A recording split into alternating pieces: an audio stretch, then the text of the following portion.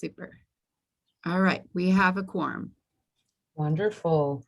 Well, good morning and welcome to the July 22nd, 2021 Social Equity Working Group meeting. Before we get started, I'd like to ask our interpreter, Carlos, to introduce himself and walk through how to access our interpretation services for today's meeting. Carlos? Thank you very much and good morning. As was just stated, we do have simultaneous interpretation available. In the event that there are any comments in Spanish, you might want to choose it as well.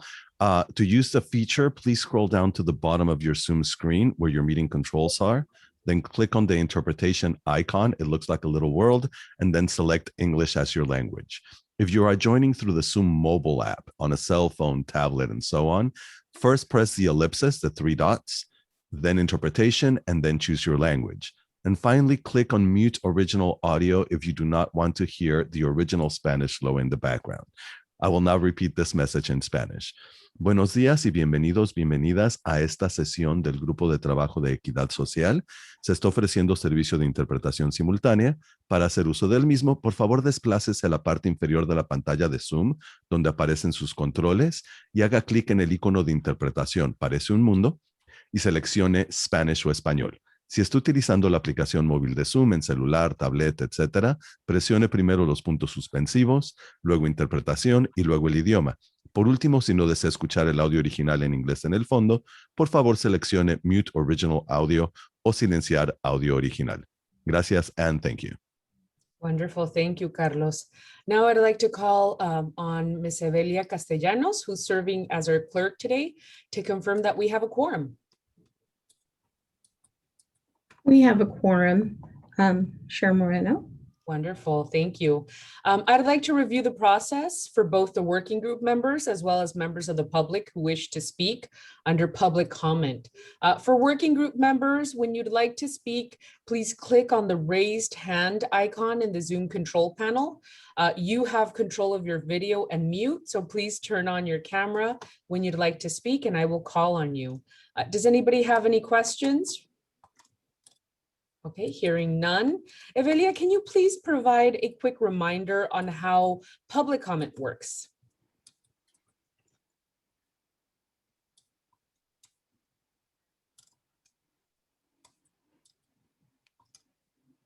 As noted on the cover page of today's meeting agenda, in addition to emailed comments, the public also may provide live comments during today's meeting.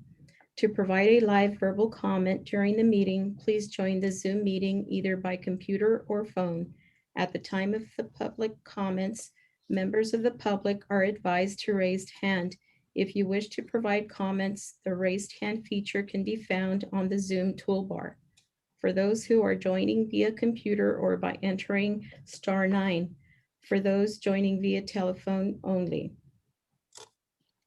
The chair will call on members of the public by name of those joining via computer and by the last 3 digits of your telephone number for those joining via telephone.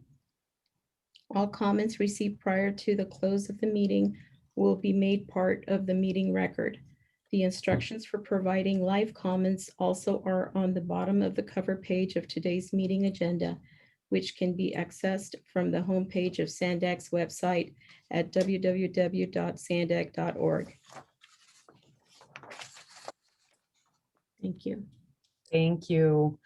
So the first item today is welcome and introductions. We're going to do something a little bit different today. I'm going to start the introduction and then call on somebody. And as I call on that person, after they introduce themselves, they're going to call on somebody else. So please be ready. It's hot potato essentially. So I'm Vivian. I'm Council Member Vivian Moreno. I represent District 8 in the city of San Diego, and I am the chair. I am going to turn it over to Carol Lewis. Good morning. Hi, I'm Carol Lewis. I'm with the El Cajon Collaborative and representing East County, and happy to see everyone. And I'm going to turn it over to Brenda Lee. Good morning, Brenda Lee Rodriguez from the Chula Vista Community Collaborative, the South San Diego area, and I'm happy to be here. And I'm passing it over to Lisa Cuestas. Thank you, Brenda Lee. My name is, good morning, everyone. My name is Lisa Cuestas. I am the CEO of Casa Familiar, a nonprofit in San Ysidro. And I will pass it to Craig. Great, thank you, Lisa. Craig Jones, I'm with the Alliance for Regional Solutions. We're a strong collaborative of over 70 nonprofit and community organizations and municipalities in North County, generally the territory north of Highway 56. Great to be representing the great North County, and I'll pass it over to Cheyenne Martinez. Hi, good morning, everybody. My name is Cheyenne Martinez. I'm the faculty director at the National Latino Research Center at Cal State San Marcos. We're an applied research center serving San Diego and Imperial counties. We've been doing collaborative applied research for over 20 years in the region. And I just started as faculty director on July 1st. So my schedule just got a lot busier. I'm gonna turn it over to, let's see, how about Faye Seligman?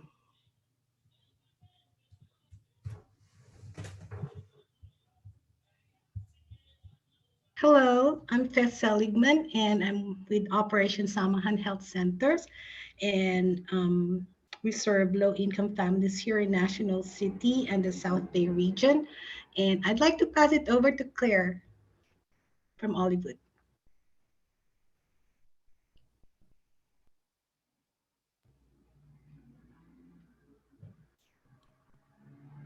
Is Claire here? Or Rosina? Hello. Okay, we can hear you, Faye, but nobody's answering. So I'm going to pass it over to Craig Jones. Okay.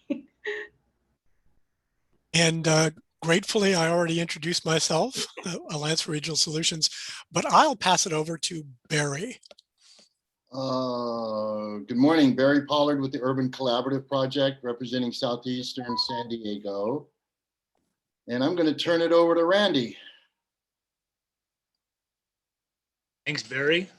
Hey, everyone. Does my sound okay? I tried a new microphone. Sound all right? Thanks. Okay, my name is Randy Torres Van Vleck, Director of Policy and Planning at the City 8 CDC. Pronouns he, him, they, them, and I'll go ahead and pass it to Mohammed. Thank you very much, Randy. Good morning.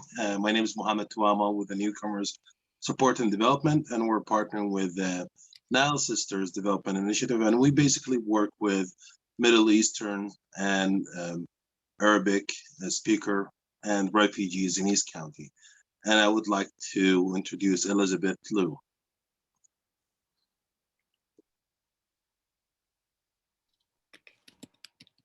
I don't see Elizabeth on here.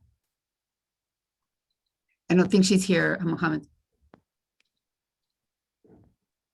Okay, well, I'm going to pass it over to Caro. Good morning, everybody. My name is Carolina, and we are with the Environmental Health Coalition, working with communities in Barrio Logan and City Heights and National City.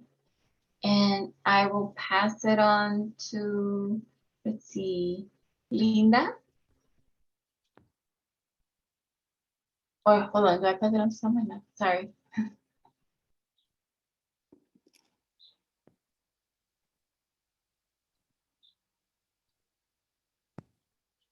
Okay, I'll take it over, and I would like Georgette, if you could please introduce yourself. Happy to. Good morning, everyone. Buenos dias. Georgette Gomez, former council member, and now I'm doing some consulting work through a firm that I started called Toyan Strategies, working with Sandag and with you all as well, and making sure that equity definitely should be centered in the regional plan, and also more importantly in the implementation that will follow. So I've been working on social equity with staff, and I'm here to support everyone here. So it's good to be with all of you. I'll go ahead and pass it on to Stephanie Hernandez. Hi, everyone. Good morning. Stephanie Hernandez with City Heights CDC, area. Happy to be here. I will pass it over to Kira.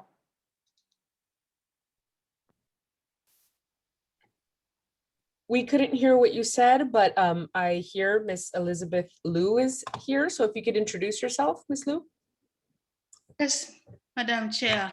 Thank you so much. My name is Elizabeth Liu. I am the CEO of Nile Sisters Development Initiative. Thank you. Wonderful.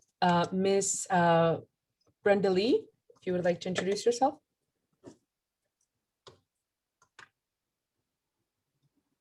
Yes, Madam Chair. Brenda Lee Rodriguez from the Chula Vista Community Collaborative.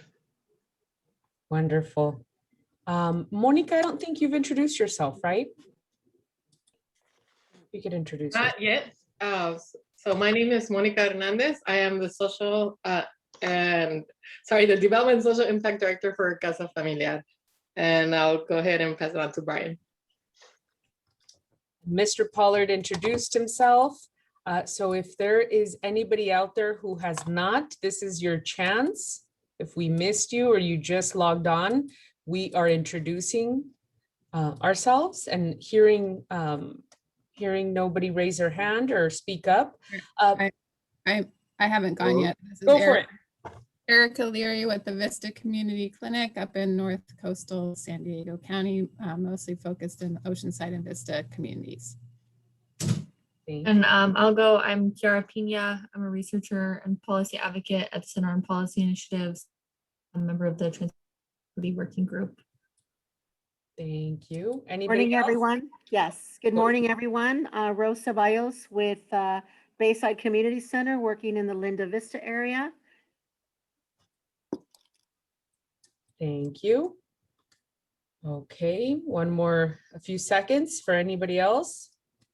Okay, so now, thank you, everybody. Now, do we have any comments from the public? Clerk, if you could verify.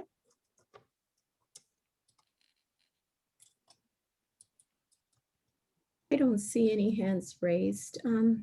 Chairwoman Moreno. Thank you. So we're going to move on to item number 2, which is member public comment. If working group members have any comments or announcements of interest to the rest of the working group, please either turn on your camera or raise your hand at this time. Let's see. Anybody have any comments? I don't see any hands raised. I see a few videos on. Kira, did you want to speak? I know some of us like to keep our cameras on, so I'm not certain. Caro, did you want to say anything to the group? Not right now. Okay. No worries, just making sure. Thank you. No. Okay. Happy summer, everybody. Happy summer. Thank you for that. So let's change it a little bit. If you would like to make a comment, please raise your hand, right? Because some of us like to keep our cameras on. So if you don't raise your hand, that means that you would not like to speak. So I don't see anybody with their hand. Oh, so sorry. There's so many Zoom meetings. Okay. It's camera okay. Off. No, don't worry. I like to keep my camera on, so I understand. So, and just to remind everybody, this is the opportunity to speak on anything that is not on the agenda. Do we have, I don't see any members of the public wishing to speak, so we're going to move on to item number 3. We're going to proceed to approving the minutes, meeting minutes from both June 7th, 2021 and June 16th, 2021. May I have a motion to approve the June 17th and 16th, 2021 minutes? This is Craig Jones. I'll move to approve both of these. Thank you, Mr. Jones. May I have a second? This is Monica. I make the motion to second. Monica, thank you very much. And so we have a motion by Mr. Jones, a second by Monica. I'll call on the clerk for the roll call vote. Clerk?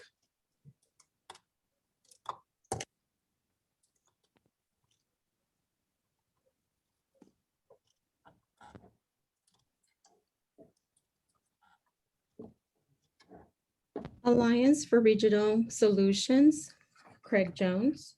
Aye. Bayside Community Clinic. Rose. Aye. Aye. Casa Familiar, Lisa Cuestas. Aye.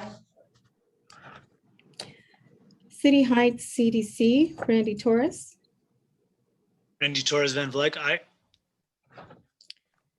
Chula Vista Community Collaborative, Brandolay Rodriguez, aye. Thank you. El Cajon Collaborative, Carol Lewis. Aye, Carol Lewis, aye. Thank you. National Latino Research Center, Conan Martinez. Aye. Nile Sisters Development Initiative, Elizabeth Liu. Aye. Olivewood Gardens, Claire Grosvenor.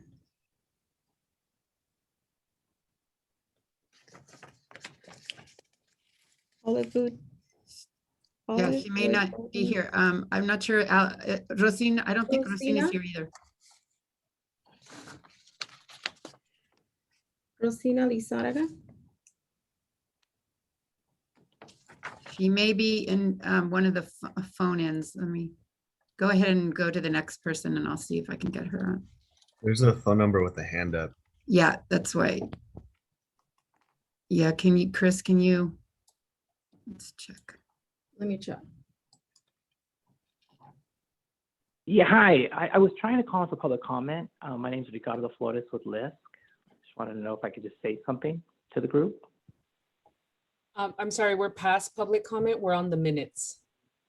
Okay, all right. So should I call back at another meeting date then?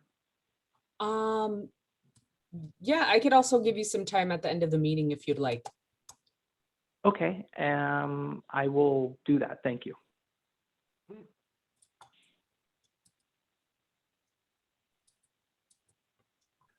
Clerk? Semahan Centers, Faith Silligan. Aye. Faith Seligman.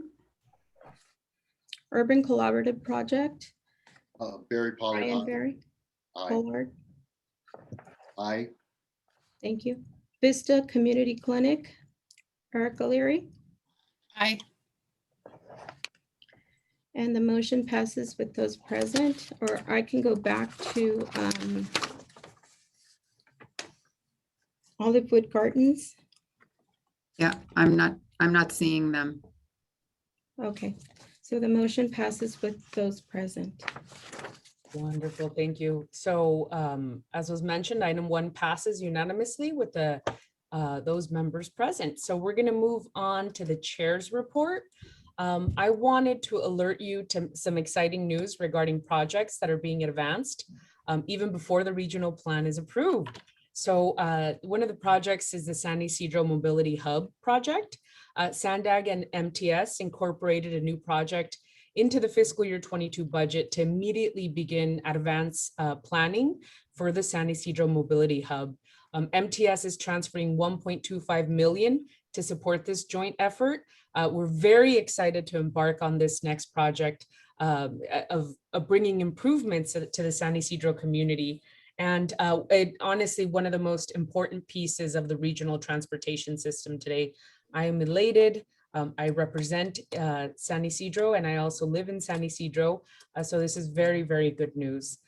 Also, the MOU, Otay Mesa East, recently government leaders from California and Mexico signed a memorandum of understanding regarding the new port of entry. It commits the parties to enhancing cooperation and collaboration to open the 21st century port of entry by late 2024. It's going to be providing a relief valve to the entire region with decreased congestion and wait times at the San Diego border crossing. And finally, just as a reminder, the public comment period for the 2021 draft regional plan is open now until August 6th. I urge you all to reach out to your community members to submit public comments, to have your voices heard and address your needs and interests. If any of you would like to collaborate on a joint meeting for the public, I am happy to do that. We could help you. I personally could help you. And so So with that, if working group members would like to make any comments or have questions regarding the chair's report, if you could please raise your hand at this moment. Okay, I don't see anybody with their hands raised. Now, members of the public, I see Mr. Ricardo Flores. If you'd like to make a comment regarding the chair's report, I see your hand raised. The floor is yours. Yes, thank you. Can I just, it just have to be just regarding your report, or can it just be like public comment, like the beginning? Because I tried to do it earlier, I'm sorry, but it just wouldn't allow me for whatever reason through the phone. You can go ahead and do it right now. I'll allow it. Oh, okay, thank you so much.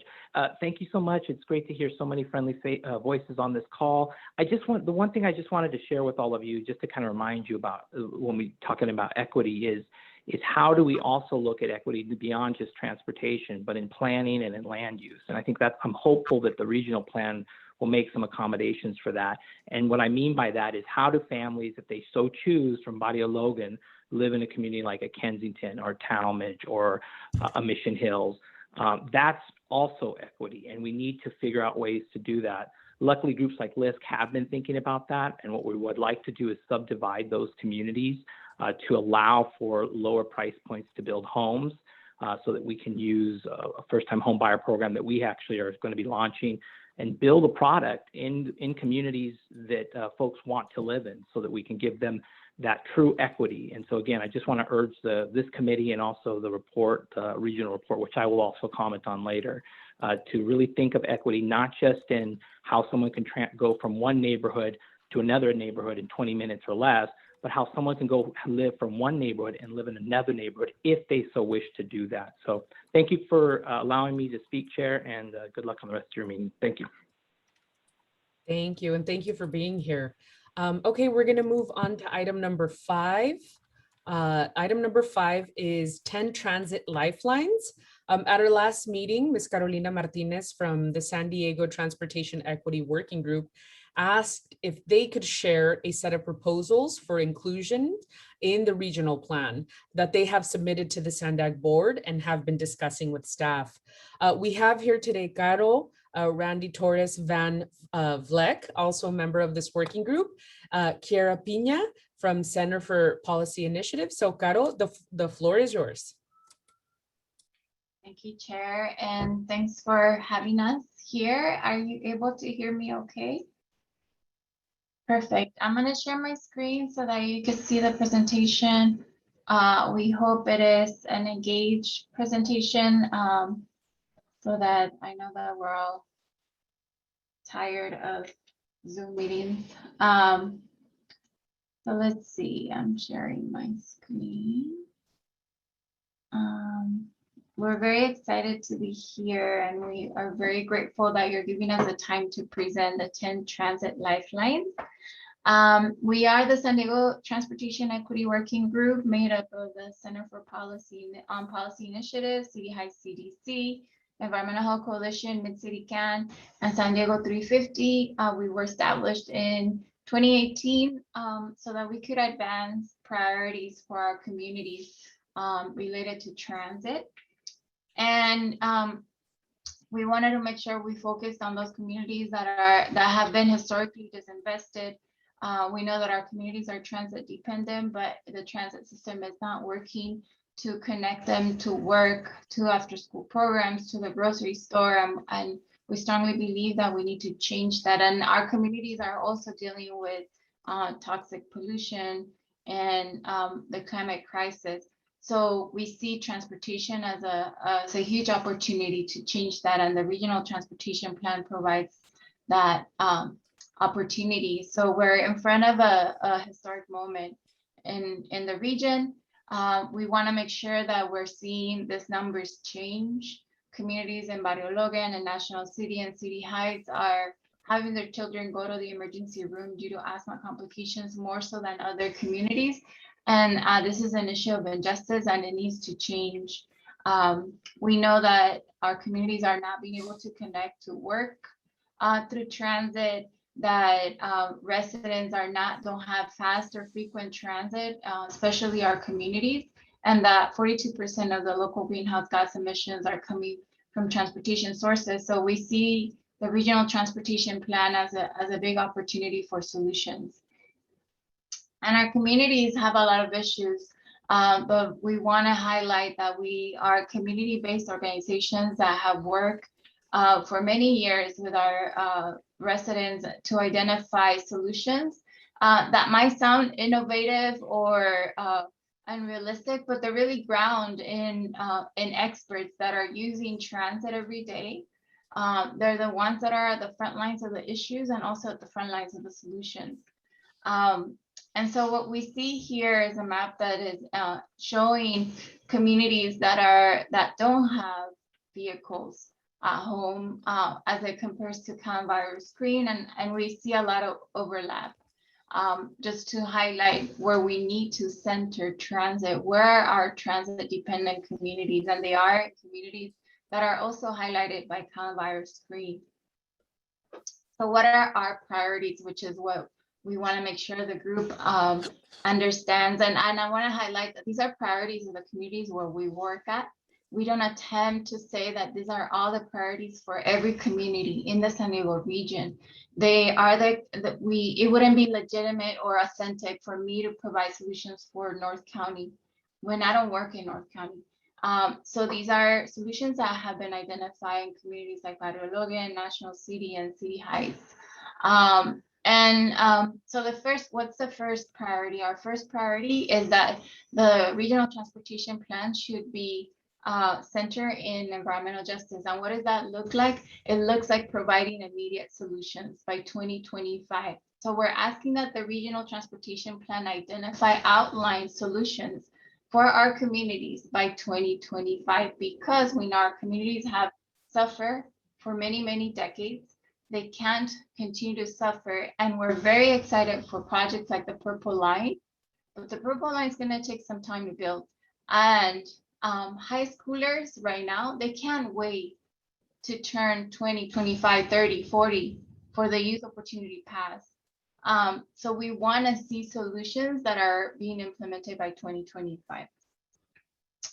Our second priority is about the bus system. Just like I mentioned, our communities have a sense of urgency because they're dealing with the issues. They're not able to connect to work right now. And because of the pandemic and prior to the pandemic, we need to provide immediate solutions.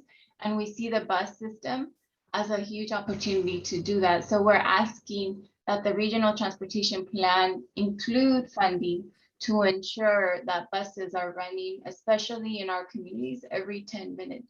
And the fortune of the bus system is that it doesn't require waiting for 10, 20 years for construction, because it's something that could be done literally tomorrow. If we were to say we're going to purchase 2,000 buses in the region and we're going to hire and retain drivers, it could change, the region could change overnight if we choose to.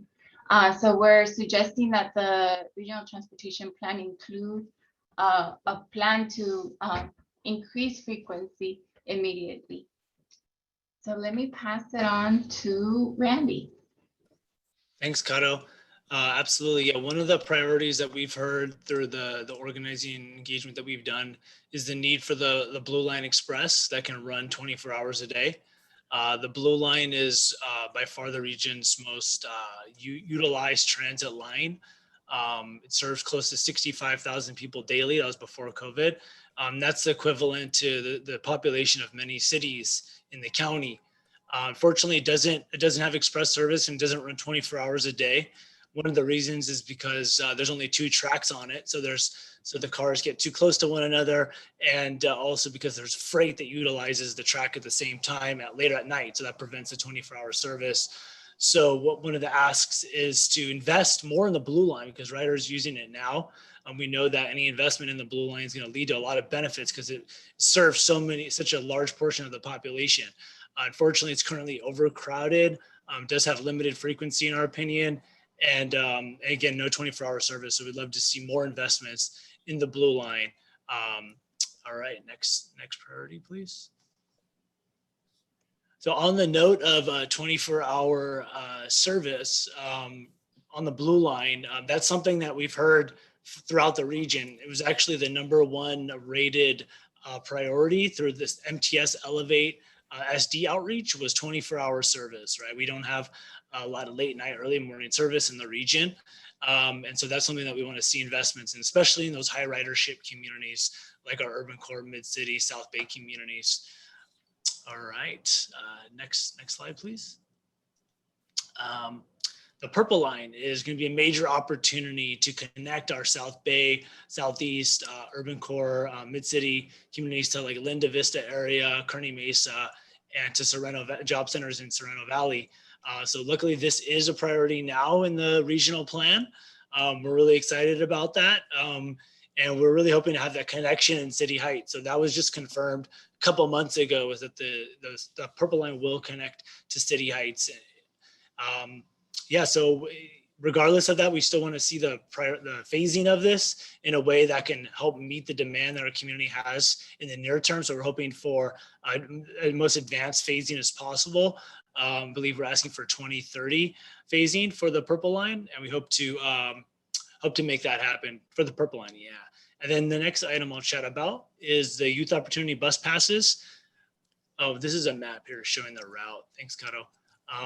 You can see the proposed route there, but if you're interested in being involved in that, check out the South Bay to Sorrento planning process going on now. Youth Opportunity Bus Pass is something that you've all heard by now. Mid-City Can has really led the organizing for this, and as well as improving transportation at City Heights organizing team since around 2012. And this is really about making the investments in young folks. And the Youth Opportunity Pass calls for no-cost transit passes for all youth 24 and under to ensure that generations of lifelong transit riders can connect to school, youth, internships, and early career opportunities. So this is definitely a priority that we hope to see called out specifically in the regional plan. Those are the items that I signed up to talk about. I'll pass it to Kiara now to continue the presentation. Thanks, Randy. So I'll cover the last 4 of our 10 transit lifelines. So number 7 is an all-electric bus fleet. We believe, good air quality is essential for public health, and we have to ensure that the RTP accelerates the electrification of buses. Our communities cannot afford to wait 20 years for a reduction to climate pollution and breathe cleaner air. So we're asking for the transition to zero emission buses be accelerated for 2030 completion with the support of, recently approved state and federal funding. And in addition, route expansions and frequency increases should be implemented with zero emission buses when those occur. And then next, we also need an anti-displacement study to identify best practices and put forward a plan to protect low-income communities of color living near transit corridors from gentrification, with kind of proactive strategies to address that. So these can include building affordable housing while preserving naturally occurring housing, community ownership, and tenant protections. So coming up with these strategies really needs to be one of the first implementing actions of the RTP to ensure that future projects such as the Purple Line do not displace communities.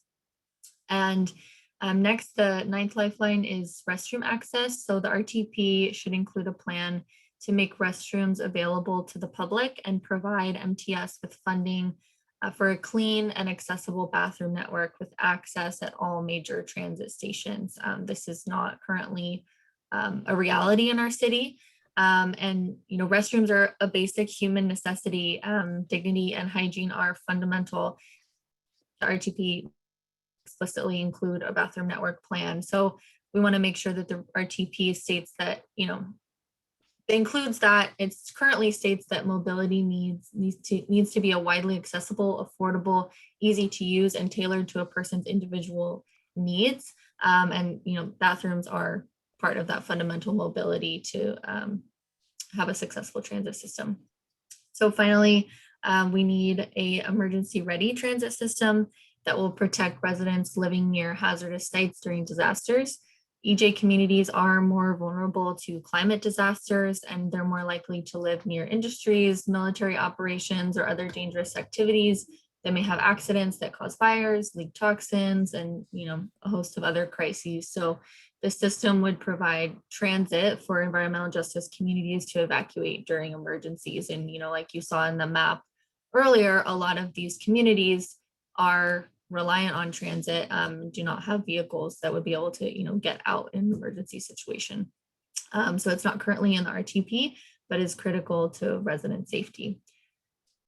I will now pass it to Caro to close us out.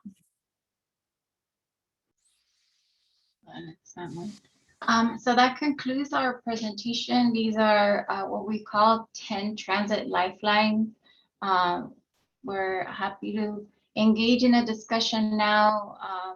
We hope that you see our community's concerns being reflected in this 10 priorities.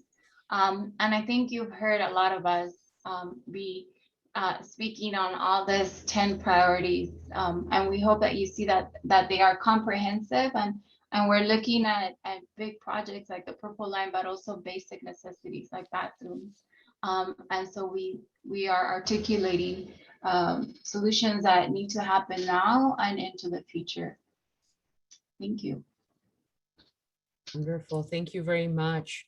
So I already see some hands going up. So working group members, if you could please raise your hand. What I have here is we're going to start off with Mr. Craig Jones, followed by Mrs. Lisa Cuesta, and then Miss Faye will follow Lisa. Go ahead. Sorry, I want to, should I leave this slide on, or? I think it would be beneficial to leave the slide on, and Okay. I'm sure panelists will probably ask you to move around. So I think it would be best. Thank you. Go ahead, Mr. Jones. Yes, thank you, Chair Marino. I really appreciate this presentation. Taking off my Alliance hat for a moment and putting on my SD 350 hat. We're a member of the Transportation Equity Working Group and support these items. Putting my Alliance hat back on now, I appreciate Caro mentioning that Transportation Equity Working Group, its membership is made up of organizations largely in the Metro and South Bay area. I just want to note that these priorities, many of them also apply to the entire San Diego region, including the North County. I'd like to mention that Transit Lifeline items 2, 6, and 9 should specifically also mention North County Transit District in addition to NCTD. And generally, these items are also representative of needs in North County. North County has less rail service and will in this RTP and the 5 big moves be served more and more by true rapid transit. So we'd like to see bus services advanced in North County too. Thank you very much for this presentation. Thank you, Mr. Jones. Ms. Cuestas, followed by Faye. And if I could ask the panelists to raise your hands if you'd like to speak. Go ahead, Ms. Cuestas. Thank you, Chair, and thank you, Caro, Randy, and Kara for that. I know it's been a lot of work that y'all have been doing for a really, really long time, and I think this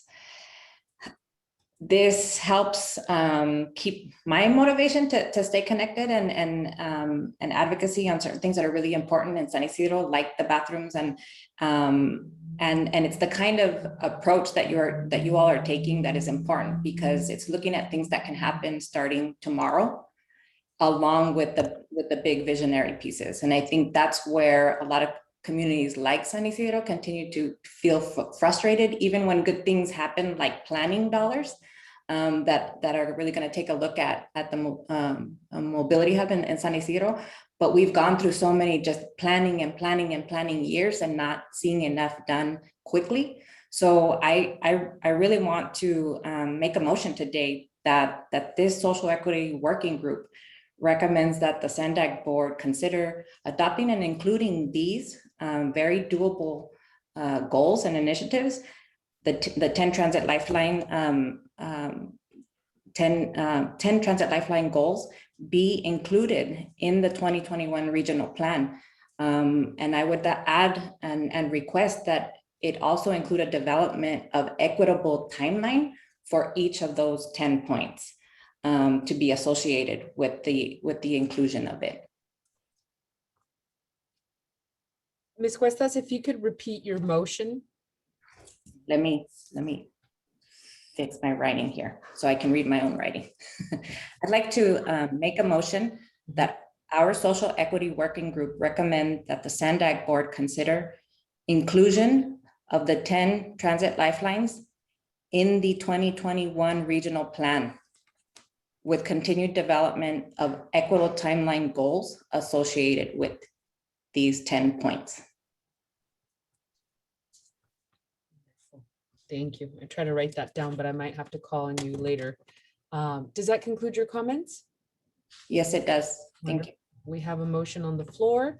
We're going to follow up with Ms. Faye Seligman. Thank you. Yeah, thank you, Ms. Chair Moreno.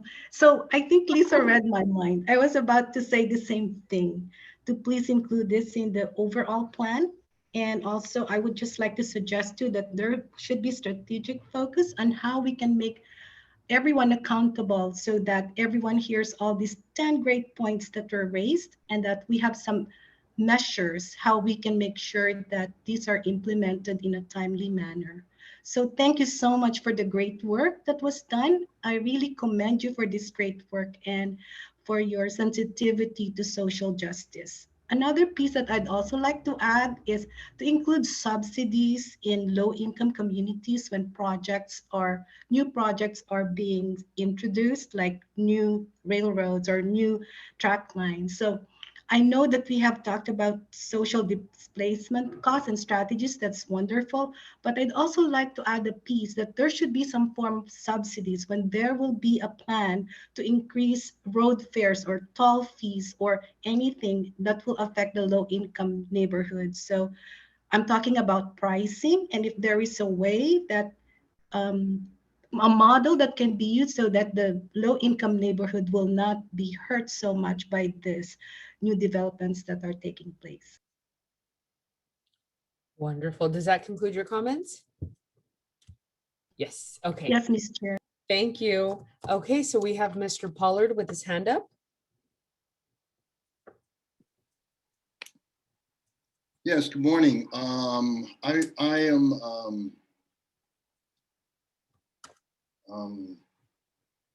I noticed that the African-American community of Southeast San Diego was not included in this coalition. I understand that there may have been a reach out a year or two ago. In all the conversations we have had, this issue has never come up with these groups that are listed. And so what that leads to me to believe is, once again, African-American populations are left out from people that are our partners. And I'm speaking of a majority of the folks that are listed in that coalition. So I tell you, I'm really disappointed. And one reach out a couple of years ago in all of the, if that happened, but all of the interactions that we have every month, there's not another issue that says, hey, Barry, Southeast San Diego needs to be a part of this coalition. Randy, we talk all the time.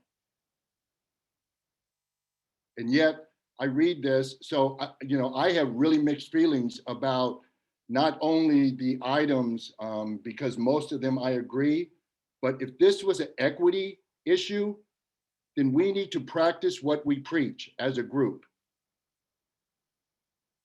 And so I hate to be that squeaky wheel once again, but I keep getting these opportunities to do this.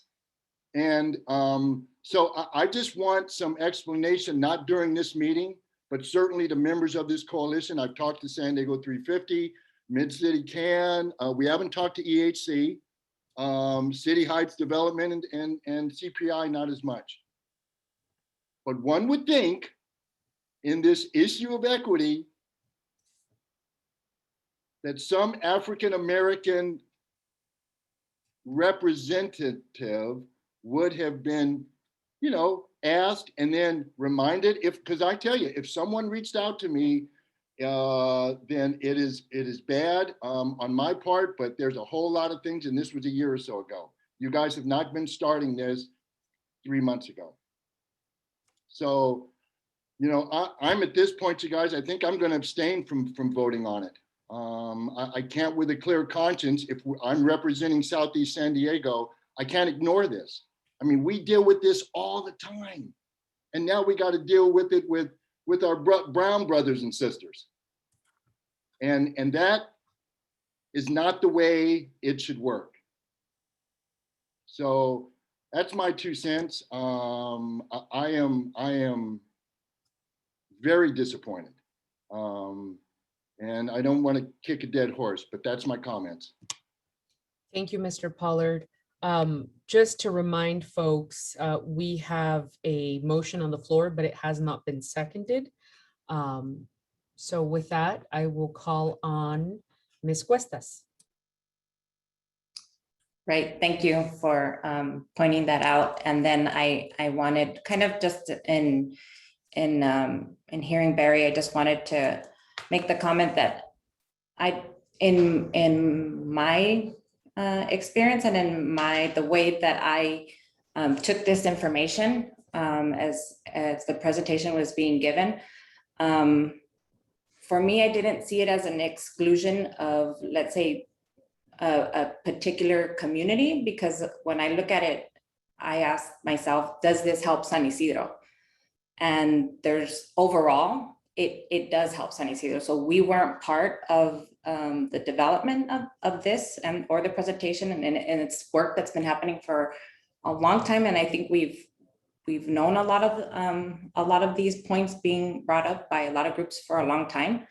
Where sometimes we've been there to support them, not all collective in one nice package like this, but I do see it as an urgency for me to, encourage folks to look at it as, does this help all of our communities and make the first steps to beginning to get some real actions being taken by SANDAG. And it does for me. It feels like there's a lot of different things that could benefit not only San Ysidro, but all communities. So that's why I'm going to encourage folks to approve this. Thank you. And once again, reminding folks that we have a motion on the floor that has not been seconded.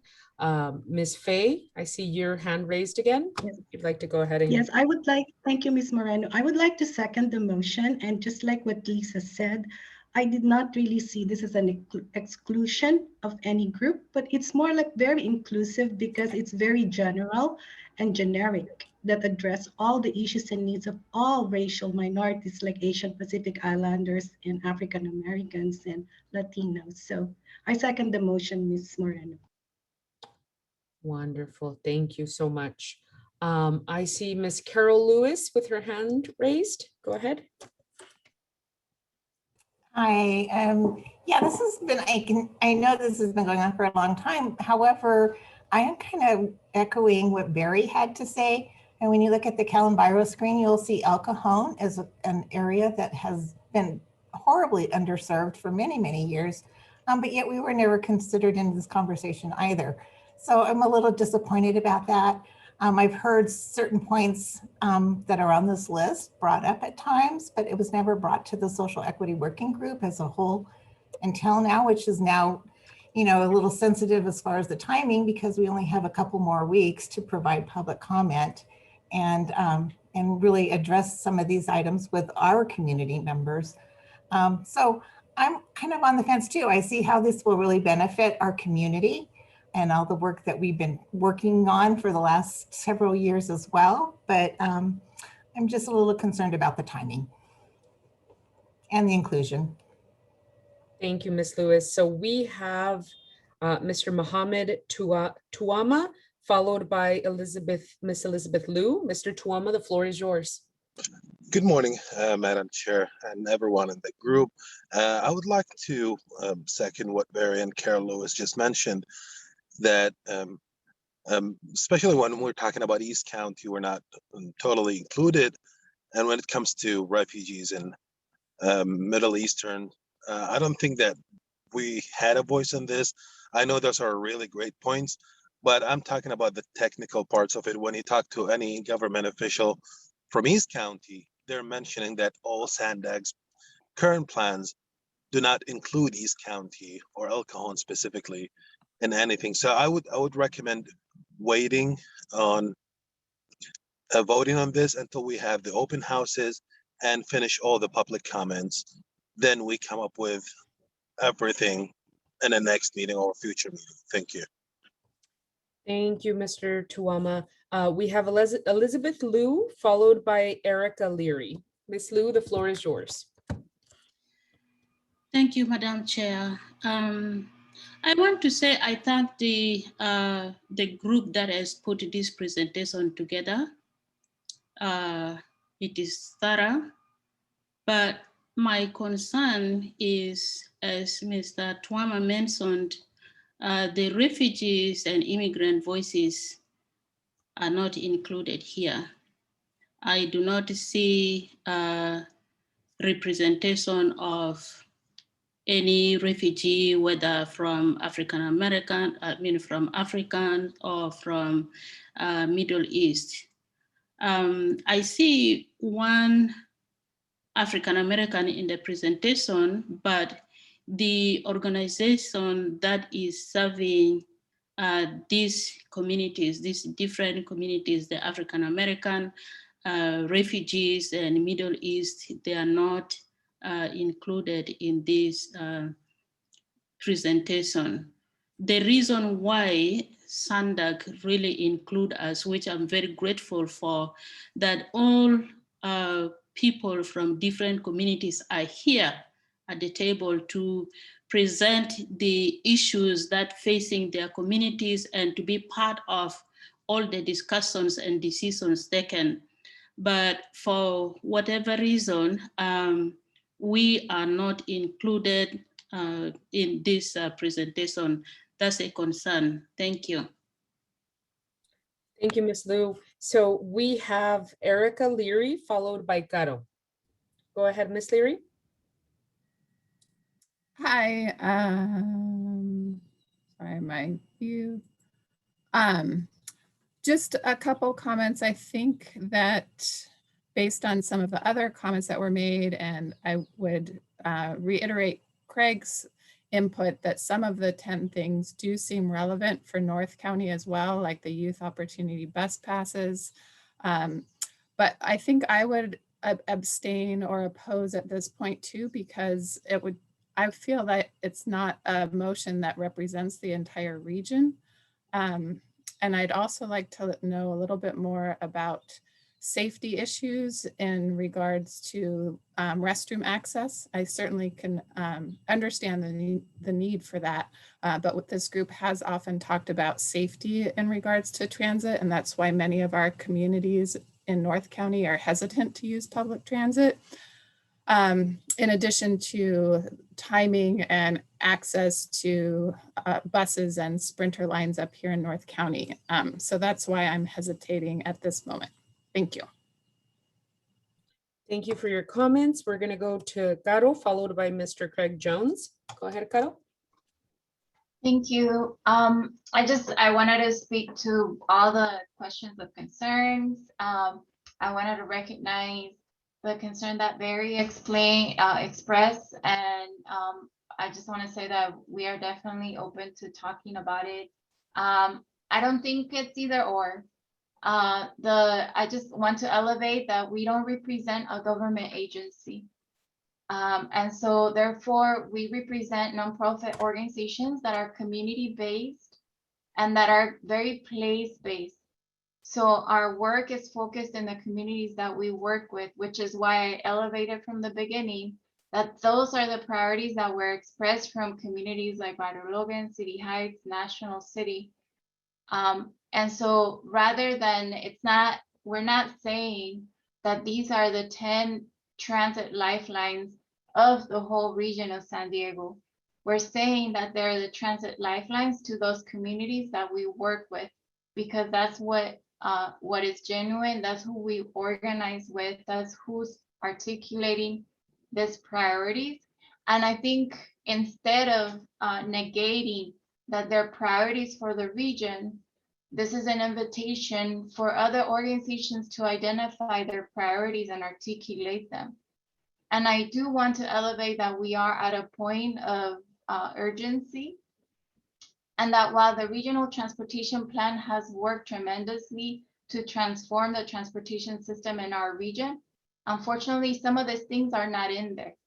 So this is an opportunity for the group, and here what our hope was that we would create an opportunity to dialogue around community priorities and start identifying those. This is not a moment to say this is the only thing that's important to our community, but rather an initiation of a conversation. So we could say, these are some priorities. So we are on crunch time.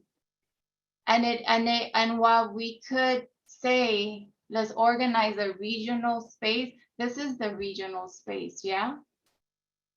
And so it would be impossible for Environmental Health Coalition, for example, and disingenuous for us to speak for communities where we don't work at. And so we really invite for your communities to speak up and say, we're not saying don't speak. We're speaking with the communities that we represent and we work with. And so I really want to caution us and remember the purpose of this group. This is a social equity working group. Let's not use this to divide us and to not advance solutions. We are at a critical point, and it is our responsibility to speak in unity, not to divide us. And we're not saying that these are the only priorities. Why negate the priority of a bus improvement when we can, and we know that that's our community's need? So this is an invitation of inclusion and speaking in unity, because it turns out that the board of the SANDAG may not represent these priorities. And the responsibility of the social equity working group is to speak in unity. So my invitation is for you to come to the table, and if we need to work and designate time to identify the priorities from this group, we could do that. But we could start here. So I'll end it with that. Thank you, Caro. We are gonna go to Ms. Belen Hernandez, followed by Mr. Craig Jones. I did see Monica Hernandez's hand raised. I don't know if it was her intention to put it down, but if you'd like to speak also. And Ms. Lewis, your hand is still raised. I don't know if you intend to speak or if you could please put your hand down. Ms. Hernandez, the floor is yours. Thank you, Chair and Working Group, for having us today. This is Belen Hernandez, Policy Advocate with Mid-City Can and a member of the Transportation Equity Working Group. For Mid-City Can, the priorities are set by a group of community residents, the Improving Transportation in City Heights team. And in that team, we have Southeast Asian students, Middle Eastern students, and families. And of course, we can always be doing better outreach, and we should, right, to represent as many of our diverse families as we can. City Heights has a lot of refugee families, and we have some of those incorporated into our, some of representatives from those communities incorporated into our teams.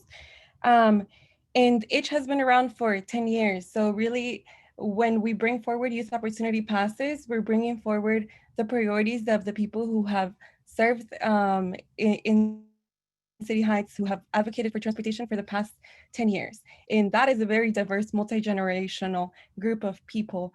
And right now I hear a lot of support for youth opportunity passes. However, it's not in the regional plan at this time. There's allocations for subsidies by 2035 and 2050, but youth opportunity passes is not on there. And so that's why we're coming to the Equity Working Group, because several of the projects on this list of 10 lifelines are critical and they're not in the plan. And public comment closes soon, and the board is waiting on this group to make the recommendations. Again, we can't cover all the region, but that doesn't negate the importance of these projects. Thank you.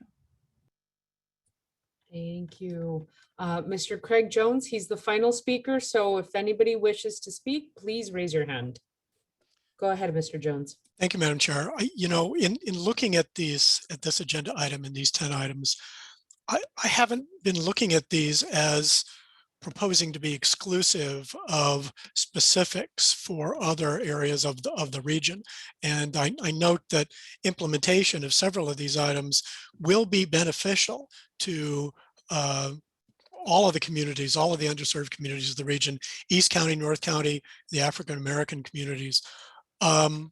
I don't see these as proposing to be exclusive of the needs of others. I'm engaged, for example, in the North County, in the North County CMCP process to see if we can get some improvements of what has been planned for next gen rapid bus system. For that reason, I would offer a friendly amendment to the motion that simply notes that the working group recognizes that these items are not exclusive of the specific needs and improvements to transportation system planning for North County and East County. But we think that these can generically be implemented to everybody's benefit. I'd offer that as a friendly amendment. Will the maker of the motion is Ms. Lisa Cuestas. So would you accept the friendly amendment? I would, and thank you for suggesting it. Okay, wonderful. The seconder of the motion is Ms. Erica Leary. Would you accept? Oh, how did I become that person? You seconded this motion. No, I did not. Ms. Chairman, it's me, Fess Seligman, who seconded the motion. Oh, I apologize. I apologize. I had Erica. Ms. Fay, would you accept the amendment? Yes, I do. Thank you. I apologize. Okay, wonderful. So we have Ms. Monica Hernandez, followed by Mr. Barry Pollard.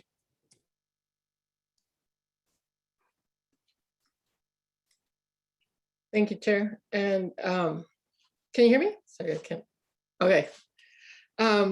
So yes, I really want to thank the working group, and I especially want to thank Barry, who, like ourselves, is not part of the working group, the Transportation Equity Working Group. And his words for me were a very painful reminder and of just how much more work we still need to do bridging Black and Brown collaboration, right? But at the same time, I still want to urge everybody to support this because it still is something that is of very much benefit to our communities, and hopefully people can see the value in that and see this as a moment and an opportunity to move forward and continue bridging those collaborations. And with that, I'll end my comment. Thank you. Thank you, Ms. Hernandez. Mr. Pollard? Monica, thank you very much for your comments. I want to make it absolutely clear, because I see it transferring. I'm not opposed at all to the majority of those recommendations. I'm a bit frustrated because of the thinking. If we are an equity group, and even the group that submitted these claim to be, how would you like it if roles were reversed and people that you knew should have been with the plan, nobody reached out to them, right? Or nobody reached out to that protected group. I am very concerned about the thought process. It's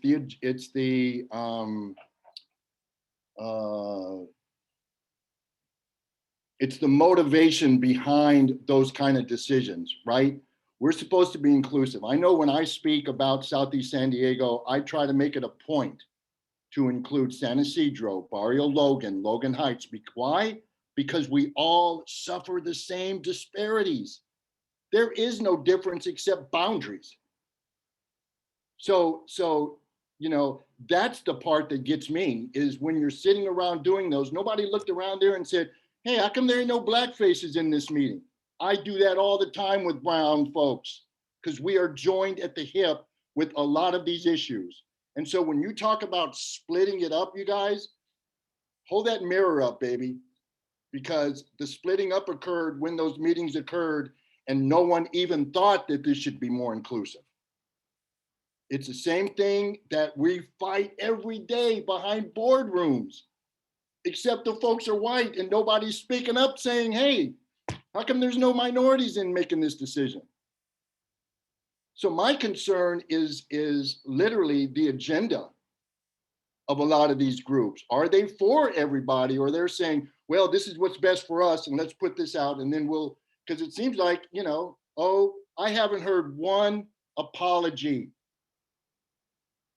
The closest thing was Monica.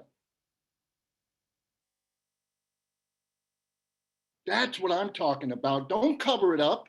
Don't try to shuffle it around and make excuses for it. The recommendations are fine. And as far as I'm concerned, the fact that we're even having this conversation is needed. So, you know, let's not say those issues are what we're talking about. Don't conflate this at all. It is about the motive and the process in which that equitable group was formed and comes out with it. So, you know, I don't know how I'm going to vote, you guys. Like I said, I'm torn as hell between it.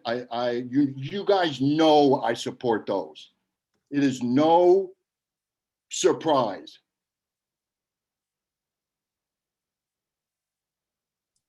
So that's why I am upset over the process of how this happened.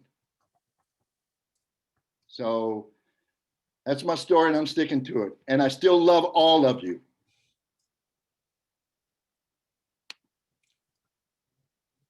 That concludes your comments, Mr. Pollard. Thank you. We have Monica followed by Caro. No, sorry, I just forgot to lower my hand. Okay, so we have Caro followed by Carol Lewis. Thank you. So I'm gonna try to speak from like very respectfully and with the intention to build. I thank you, Barry, for saying that you still love us, because it's really hard what you're saying. And it's also really, obviously, as Monica elevated, it's painful. The Black and brown divide is real. But I do want to elevate that the group was formed in 2018 at a moment where we were strapped for capacity, and we continue to be strapped for capacity. We did reach out to D4, and at the time, Rosa Olascuaga was working with Mitsiri Khan. What was agreed with multiple organizations in District 4, who also represent the Black community, was that she was going to be the liaison. So for about 2 years, Rosa Olascuaga communicated directly with District 4 on the issues, because we understood that at the time, those organizations were also strapped for capacity. We meet consistently about every 2 weeks for about 2 hours. And we all know that that's a lot of time. And so we understood that D4 was limited in capacity, and therefore we adjusted to that need. After Rosa transitioned, that communication ended, unfortunately, and then we identified one of the organizers in Mitsiri Khan to continue that bridge. And that conversation was initiated, and we also talked with you, Barry. So there's been attempts, and I think what this elevates is that we all are very limited on capacity, and that works in our disadvantage to continue to build collectively and undo the Black and brown divide. And I think it's really important to continue to elevate these issues. And obviously you're hurt, Barry, and that's legitimate. Even if we've had multiple meetings, even if we had reach out, there is pain that needs to be worked on. And so it's valid. But I also want to recognize that we did do a lot of work to bring in D4. And I actually communicated with Eric from District 4, and we identify ways So there's been a lot of reach out to ensure we have the Black community represented in our priorities. So then I'll just end it with that. Okay, thank you, Caro. I recognize that there is a motion on the floor with the second.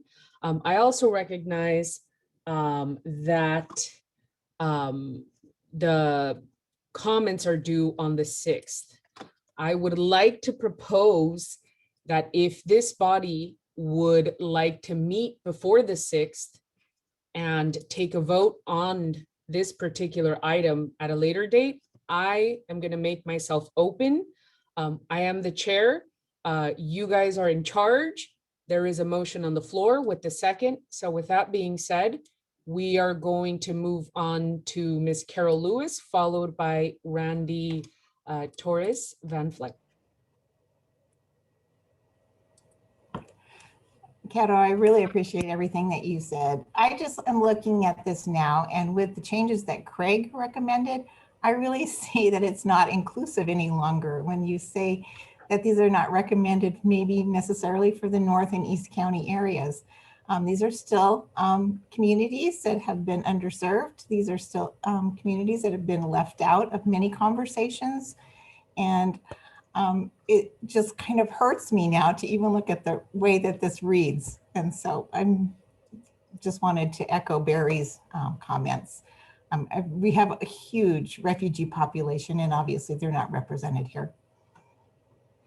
Thank you, Ms. Lewis. We are going to follow with Randy Torres Van Vleck, and he is the final speaker. So if you'd like to speak on this before we go to a vote, please, right now is the time to raise your hand. Go ahead. Thanks, everyone. Yeah, I wanted to recognize Barry's comments as well. Thank you, Barry, for sharing. You know, what is, I know has been a painful experience rooted in decades and decades, hundreds of years of exclusion and white supremacy. So I deeply apologize that Urban Collaborative Project does not feel included in this process. We have a lot of work to do. We can be a lot better as nonprofits, as region, as MPOs, as government agencies and society to be much more inclusive in our work. I agree that with what Caro said about this being, you know, a starting point to build the work upon, that there's a lot of needs. The 10 Transit Lifelines does not address all of those needs in the region. But those priorities have been, you know, identified through the grassroots work that we've been doing in our communities, but they don't represent the region at whole. So again, we see this as a starting point. It's not 10 Transit Lifelines or anything else, but it's this plus a lot more, and a lot more work that we need to commit to as a movement to be much more inclusive. So I want to thank you again for sharing, and appreciate this conversation. It's really critical for the work ahead. Thank you. Thank you. Okay, oh, we have Claire Grubner. Go ahead. Hi, everybody. This is a hard conversation, and I really appreciate Barry for having the vulnerability and the strength to come with us with this conversation. I see the value of, you know, the 10 Transit Lifelines. We're in National City. Allwood is a national city. And so, you know, those are really valuable for our community. And I also see that there's, you know, a lot more that's left out in terms of, you know, our region as a whole. And so I would echo the suggestion from Chair Moreno of, you know, potentially meeting prior to the deadline to specifically discuss this topic, and, you know, what opportunities there might be to include, you know, to have more inclusion in these, you know, in what we suggest to the board.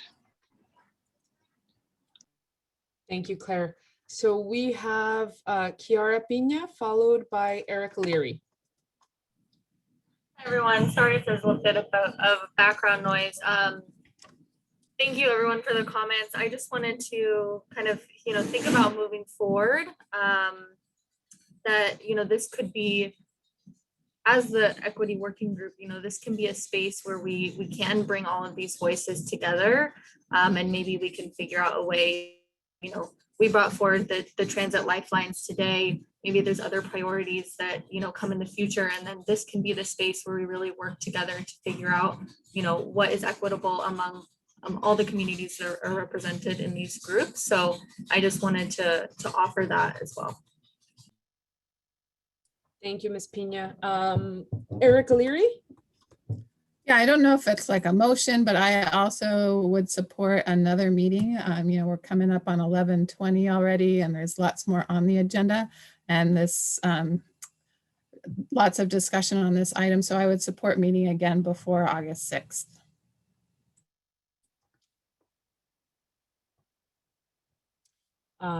Let's go with Lisa. Hi, and I just wanted to, I think in response to Carol's comments, the way it was written, the way it was adjusted, the motion does read confusing now. And I don't think it was the way it was kind of put out there, because it's acknowledging that these lifelines are not exclusive transportation improvements recommended for North and East County. I think it's just that if I would just like for on the record that it's just not exclusive of any community. And so maybe there's just a better way to put that out there and to have that conversation of a refinement of that in consideration at a next meeting, if that's what happens today. Thank you. Thank you, Lisa. Okay, so I'm trying to sharpen my Robert's Rules of Order here because we do have a motion and a second. So if you guys would like to table this item for a discussion in another meeting before August, for an actionable item in August, to be able to discuss with Southeastern, for this group to discuss in Southeastern, I believe, gosh, somebody remind me how you take out, how you suspend a motion. I can't remember right now for the life of me. Hi, Chair. This is Samantha Folk, legal counsel with Sanda. Thank you. We could accept a substitute motion to bring this item back at a meeting prior to August 6th, and that substitute motion could be seconded.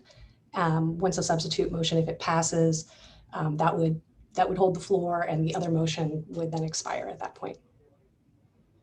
Okay, so it has been explained. Thank you. I thank you, Samantha. We still have a I will motion. make that motion that we come back. I will make that alternate motion to come back and discuss before the August 6th outreach deadline. Okay, very well. This is Konani Martinez. I'll second that. Okay, any discussion on this motion? I see Eric Leary's hand up. I don't know if that was from previously or. Yeah, that was old. Sorry about that. Okay, wonderful. So go ahead, I'm sorry. We have a public comment that the hand's been raised. I do recognize that. Oh, okay. Yes. And Chairwoman, we can talk about later, but the first Thursday of August is the 5th of August, so it's before the public comment period ends, which would have been the regular meeting. Wonderful. Oh, yeah. Look at that. Look at us. We're already. Thank you, staff, for that. Okay, so we have a motion for continuance, right? And we already have it scheduled for August 5th. We have a motion by Mr. Pollard, a second by Kunani. Now, any discussion on this item by the panelist before I move on to public comment on this motion or on this item? Okay, seeing no hands raised, I'm going to take it over to the public. I have Galaxy S9, Maria Cortez. The floor is yours.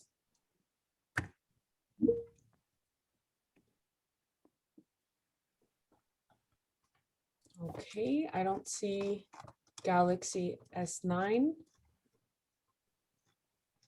All right, okay, not sure what happened. Miss Maria Cortez, would you like, we can't hear you.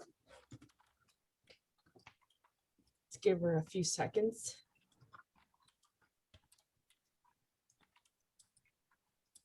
All right, okay, so with that, I am going to call on Ms. Evelia to take a vote on the motion on the floor.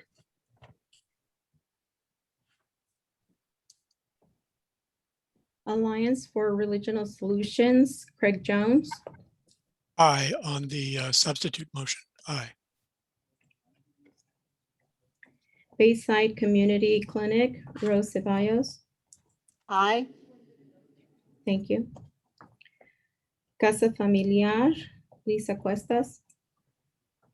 Lisa Cuestas, aye. Thank you.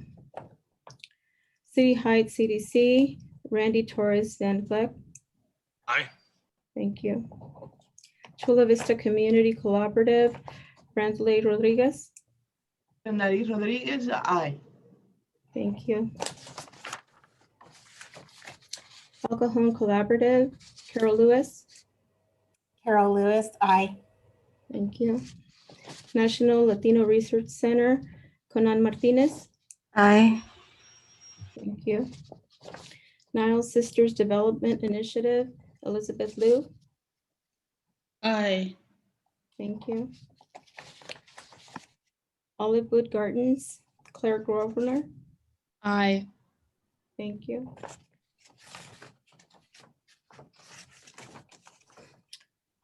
Senahan Health Centers, Faye Silkman. Aye. Thank you. Urban Collaborative Project, Barry Pollard. Aye. Thank you. Vista Community Clinic, Erica Leary. Aye. Thank you. And the substitute motion passes unanimously. Wonderful, thank you, Ms. Avelia.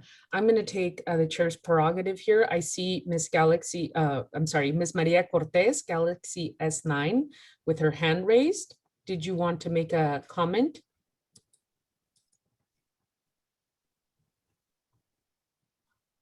Okay, I don't hear her. So as was stated, the motion passes unanimously.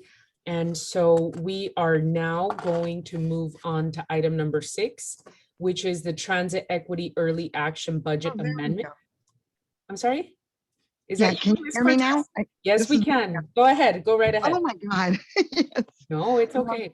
Sorry about that. Don't worry. But I would like to also mention about the Transit Lifelines is I do support this, and I do understand how Barry feels, because we have been left behind in a lot of things. And to me, I think what Barry says, does have a lot of truth, but we also have reached out to all the other different communities. Also with Itch, with Rosa, we reached out to District 4. We worked with them, and we still want to continue working with them. And I'm also wanting to say that this Transit Lifeline here would also support all the other communities, because every time when I speak at MTS Sandag, I also speak on behalf of, yes, the North County, South Bay, East County, and even the beach areas, because to me, we all matter. To me, it doesn't matter who you are or what color you are, because we all bleed the same color. And this is why, to me, I think Lifeline is very important. So I just wanted to let you know how I feel. Thank you. Thank you, Ms. Cortez. We appreciate that. Okay, so we're going to move on to the next item, which is item number 6, the Transit Equity Early Action Budget Amendment Update. Now, first and foremost, Sandag is committed to promoting equity in its plan. And as we heard in the last item, stakeholders are advocating for equity. They've asked for immediate investment in public transit projects, policies, and programs that's going to benefit the most marginalized members of our region.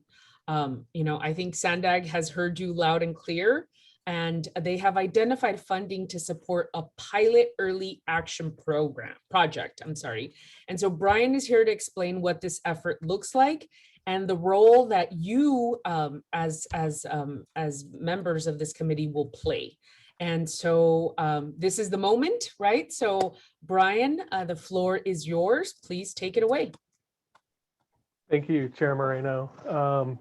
And yeah, I brought this item last Friday to the Sandag Transportation Committee, and I see a lot of the same faces on this meeting that were there and provided public comment. So I'll try to keep my presentation short and get to some feedback from you all. But yeah, like the chair mentioned, Sandag is committed to social equity. The board voted on the statement back in February, but a statement's only as good as what you do.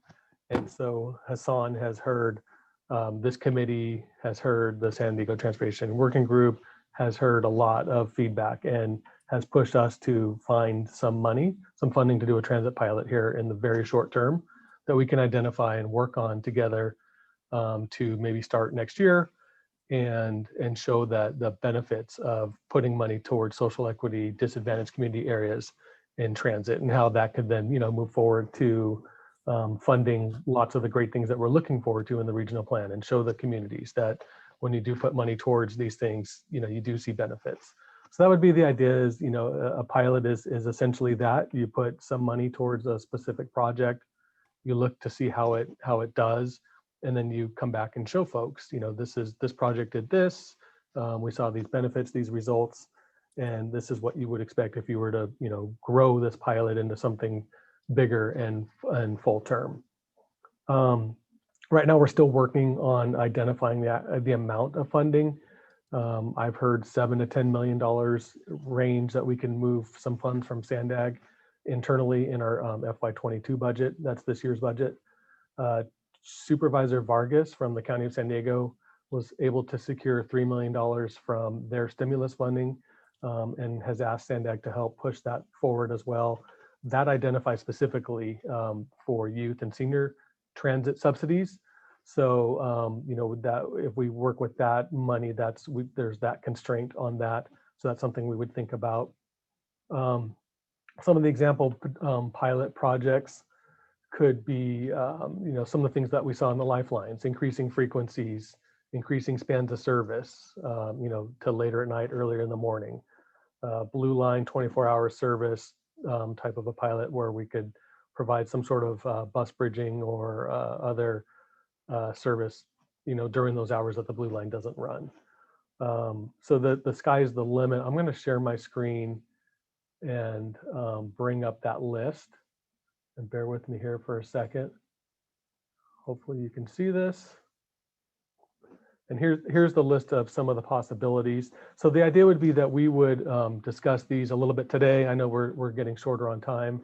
I would then meet over the next few months with some of our stakeholders who are discussing these, try to get a good sampling of stakeholders to work with me.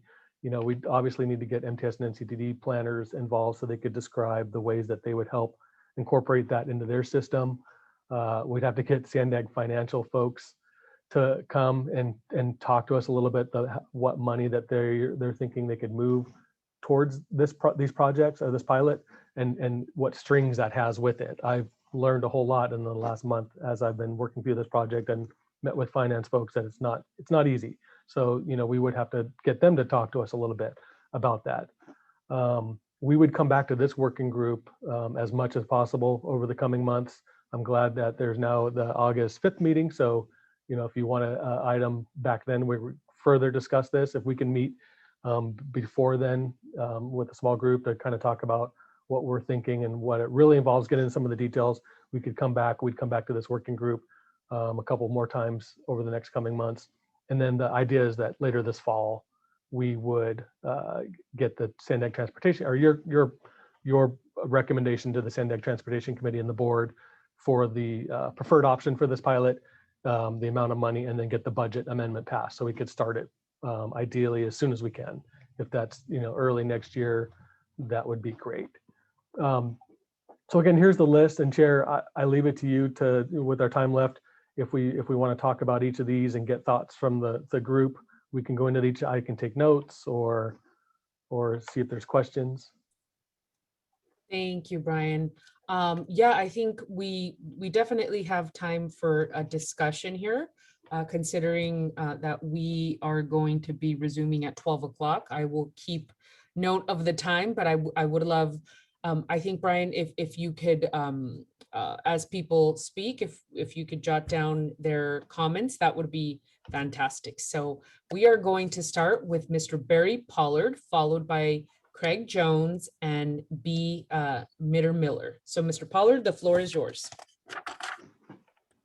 Great, thank you. I've got two suggestions that one suggestion and one request as an example of the pilot program.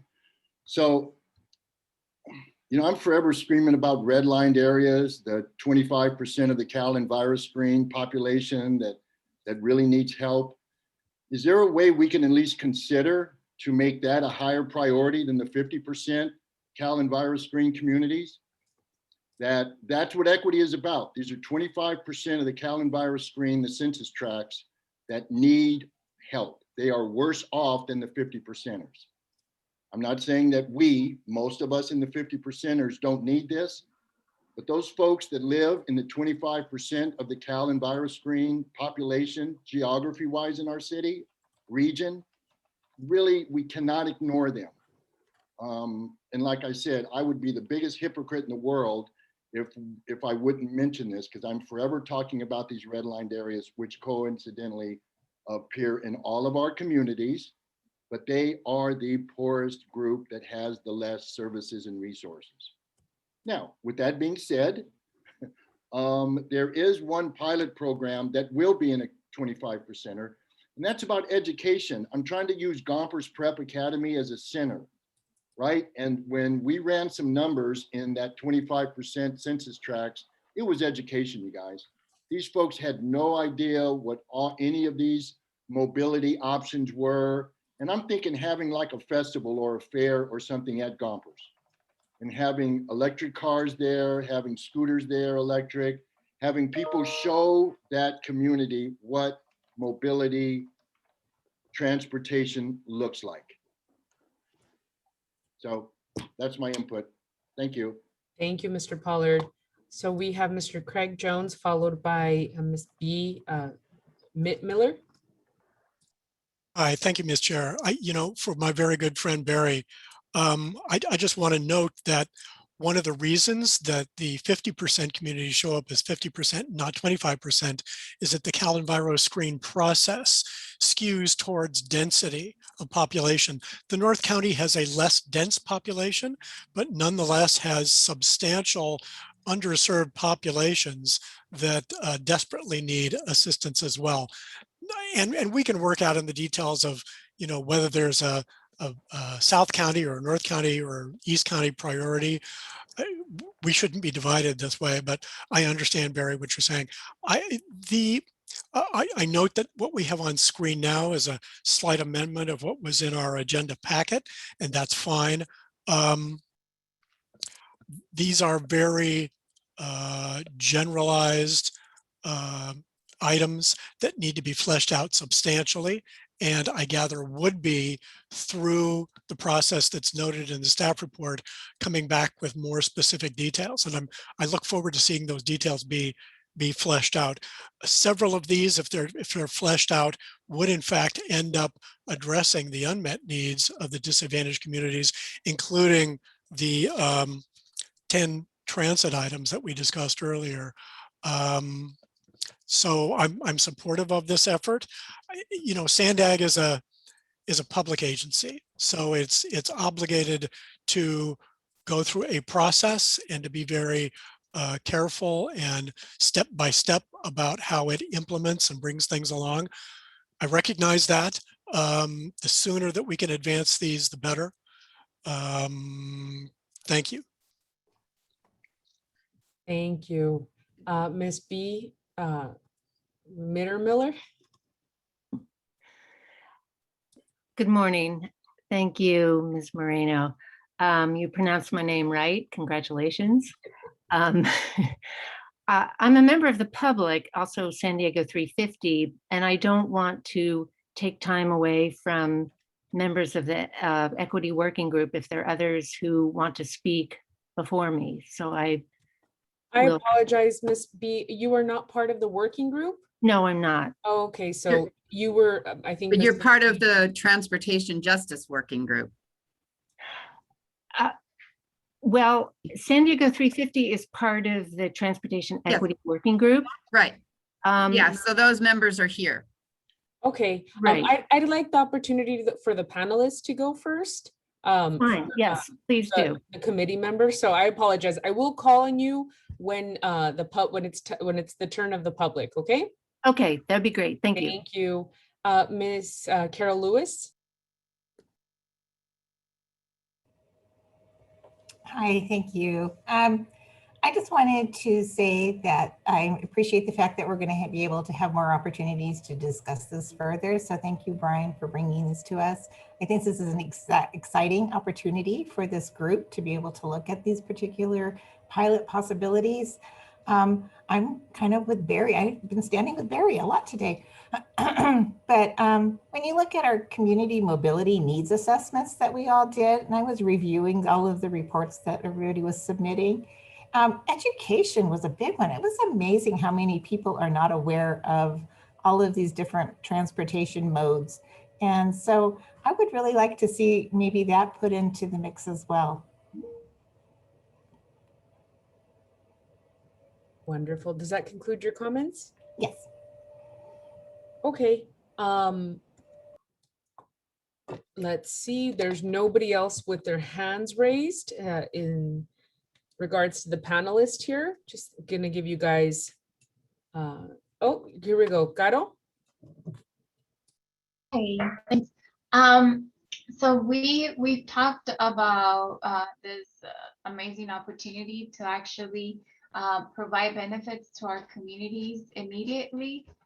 It's something that it's a big issue. As we elevated, the planning process is extensive and we're continuously engaging in visionary exercises that are very exciting, but unfortunately, many of our communities don't see benefit. Our communities have endured the pandemic and have been really hard hit. So we're super excited to see all the work from the SANDAC staff to identify ways in which we could actually implement benefits immediately. So we've talked about it, and we think that the Youth Opportunity Pass is a very high priority for our young community, and it's something that should be implemented as soon as possible. The other thing is that what we've seen in other transit areas is that accessible transit in terms of cost is really, really important. But we need to make sure that accessible transit is also pair up with efficiency. And that is that if we have free transit, but it's 10 miles away from here and I need to walk 10 miles because I'm transit dependent, I'm still not going to be able to use it. And so what we think is that this funding should be used both for cost efficiency as well as service efficiency. So how do we identify where are the transit lines, and what the literature and also what transit cities throughout the country are seeing is that what research is showing is that lines that are most frequently used is where we invest on first, because that's where we have transit riders existing. So we need to make sure that, one, this money is not a lot, so we need to be super efficient on how we use it, and then phase in the other projects and build an efficient transit system. But we need to start where it's successful already. So can we identify the areas where we have the most transit need and transit use? So for example, where are the bus lines that are most highly used in our communities? So let's identify 2 in each community and improve either the efficiency by running them every 10 minutes or running them 24 hours in collaboration with a youth opportunity path. And I do want to elevate that it's really important how we decide, how do we inform the decision on how we use this money, because it's going to be a pilot that's going to be informing the public as we engage in a transformation of the transit system. So we need to prove and regain the trust of the public. Unfortunately, right now, the public doesn't trust in the fact that transit is a solution, because historically we haven't invested as a region in transit. So we need to provide a taste and demonstrate that transit could work if it's done the right way. And this is our opportunity so that then we could gain public support for the big infrastructure improvements. And this is only a starting point. So our recommendation is that we are very strategic on how we spend the money and ensure that it provides immediate benefit to our communities, something that they could see right now. And that would be through the Youth Opportunity Pass and a efficiency increase in our communities. Chair Moreno? Go for it, Jane. Hi, I just wanted to also speak back to Barry's comment about the 50% and the 25%. So in looking at the Cal Enviro screen, the way that if he's looking at the maps that are in the pollution reduction strategy and in the reports that were presented today, there's only 2 colors there. The 25, the up to 25%, and then the 26 to 50%. So a lot of those communities are, could be 30% or 35% or 40%. So just wanted to clarify that it's that's actually more of a heat map than it shows on the map. Thank you for that clarification. We are going to move on to Mr. Craig Jones, followed by Mr. Barry Pollard. Yes, I just want to note quickly, kind of mentioning what Carol was speaking to about those who are maybe 5 to 10 miles away from being able to get to a transit stop or transit station. How does the system serve them, and how do these test pilots address that? There's a separate from this list of items, there's also a fast tracking that's going on that Sandag is moving forward to fast track and jumpstart flexible fleets implementation. And this is key. One of the exhibits in the RTP shows a map of the entire region that shows a very expansive area that if the plan is implemented, everybody within that expansive area would be 10 minutes or less connection by flexible fleets into the greater transit system. So I see flexible fleets as a key, as a dramatic key to making this system work. And I appreciate that that's also being fast tracked. Thank you. Thank you. Mr. Pollard? Yeah, I just want to for clarity wise, I paraphrased my thought with the Cal Enviro screen. So it's not that label that they give them. Mine would be looking at the numbers, because Cal Enviro screen has its failings as well. The spirit of the law is to hit those communities that are in need the most. So Craig, I hear you. If North County, if the numbers come up, then by all means, but I don't want to tie our little mechanism into the Cal Enviro screen world.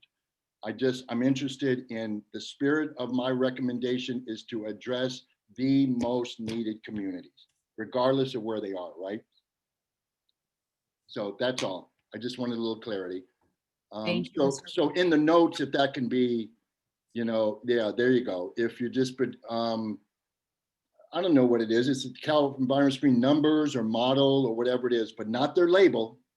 But if they are the top in unemployment and in poverty, then by all means, regardless of the density of it, is my wish. Yeah, definitely. And we can, the social equity appendix has some great other maps, not just the Cal Enviro screen. So Jane's put together other things. So there's all those other indices that make up the most vulnerable communities, and we can get into those weeds on where are those. Brian, you're the king. Thank you, man. Thanks, Barry. Okay, that concludes our committee member comments. So I'm going to take it over to our attendees, and I will call on, let me make sure I get this right, Miss B. Mitter-Miller. The floor is yours. Okay, thank you so much. My name is B. Mitter-Miller. I'm the Transportation Committee Chair at San Diego 350. I've been with San Diego 350 since the since 2017. So I've been watching what Sandag has been doing and paid attention to Sandag's history. I think that the Sandag staff has really, really good intentions, and I'm happy to see that they are listening to the underserved communities and doing their best to help them with their issues with transportation. For the early projects, I'm really excited about that because not only will that provide relief and help more quickly, but another benefit of that is that it can potentially reduce greenhouse gas emissions more quickly. San Diego 350, the 350 stands for 350 particles per million of carbon dioxide in the atmosphere. We're way above that. We are seeing incredibly scary scenarios right now with fires and floods, and we need action ASAP. However, that's not our only goal. We also have a very strong equity component, and that's why we are part of the Transportation Equity Working Group. Barry, I'm so sorry that you feel left out and unheard, and I hope that our efforts in the equity world can pay better attention to you and your communities, and I would love to talk to you as soon as possible about how we can do that. For the early pilots, I think the youth opportunity passes are probably one of the most important because of how they can provide access to all kinds of things for people who need it, access to education, access to jobs, access to medical facilities, access to shopping, and will provide a lot of freedom for people who need it to get to these places. My only concern is that I know the system right now for people who are taking it is very time intensive.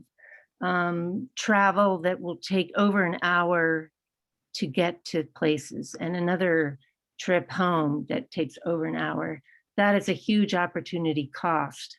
And if there was some way to lower that time with rapid buses, or as Craig mentioned, flexible fleet access to get people directly to transit to shorten their commute time, I would support that. And I think also with the youth opportunity passes, it would cover all communities, not just particular ones. It would be a region-wide benefit. So I'll end on that. Thank you for letting me speak, and good luck with all of this. Thank you. We're going to follow up with Noah Harris. Hi, this is Noah Harris with Climate Action Campaign, dialing in support of the social equity early action transit pilots. To just briefly echo what many of the other speakers have shared today, SANDAG must prioritize immediate investments in historically underinvested communities on the front lines of environmental injustice and the climate crisis. And as has been shared, our current system is deeply, deeply flawed, whether because of dangerous air pollution, disconnected transit trips, lack of access to job centers, or skyrocketing transportation emissions that must be slashed towards zero carbon to achieve climate justice. And finally, on youth opportunity passes, we urge the working group and SANDAG to ensure that it is implemented in partnership with MTS and NCTD as soon as possible. And this program should be overseen by the local transportation agencies immediately to ensure systemic change. Thank you. Thank you. So the next person that I have here is Mid-City Can. The floor is yours if you'd like to unmute yourself. Hi, good morning, Council Member Vivian Moreno. My name is Ariana. I'm with Mid-City Can and the San Diego Transportation and City Working Group. Just want to appreciate the work that everyone on this social equity working group is putting. These are really important conversations that are currently happening. For the past 10 years, it has been advocating for youth opportunity passes, no cost transit passes for young people ages 24 and under. And we are requesting that you fund an early action pilot program that combines YOP and an efficient strategy, such as the increased frequency or the 24-hour service. It is really needed throughout the region, not only here in City Heights. We know that young people are usually left out of these conversations, and it is important that we start including them in the investment. Historically, in transit, we've seen that the criminalization has happened on to young people of Black and Brown communities, and this is a really good opportunity to start investing in young people. And also address the need for the high impact and efficiency of transit that we have here in San Diego. So by investing in youth, young riders are able to depend on transit at a much higher rate than adults. In San Diego, young commuters ages 16 to 24 use public transportation at a rate double that of their older counterparts ages 25 to 59. YOP is about equal access to opportunity. Transit dependent youth ages 20 to 40 under need no cost transit to get to work, to school, to medical care, to recreational activities, life opportunities, and the cost of a pass is a barrier for many families earning minimum wage. And we're seeing that happening, as we're recovering from a pandemic and continuing to live in a pandemic. And YOP also incorporates and invests in sustainability. So we do need more people from socioeconomic backgrounds to ride transit as a method to reduce carbon emissions. YOP is the key strategy to increase ridership from all socioeconomic backgrounds and develop lifelong transit riders. We really do need YOP to increase ridership and sustainability. And I'm speaking from a personal experience. I grew up in Southeast San Diego. Having transit and having the access to transit was really important for me to get to internships, to get to work. I worked all the way in El Cajon City.